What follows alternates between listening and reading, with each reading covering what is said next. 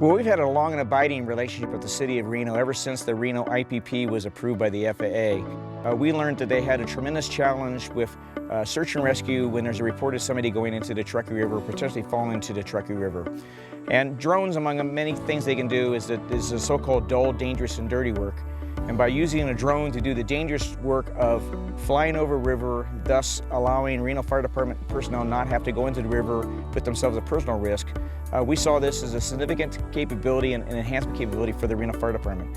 So we've been working closely with them to understand what the appropriate kind of aircraft, the appropriate kind of sensors, and from our vantage point as the builder of the world's greatest detect and avoid technology, to show how our DAA technology can safely allow those beyond visual line of sight operations occur for this mission.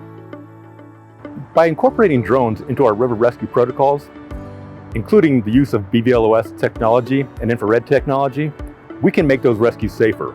We can more quickly identify the location of the victim and deploy our rescue resources directly to that location.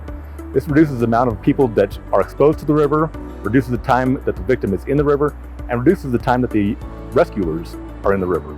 All of those make the operation safer and will ultimately save lives.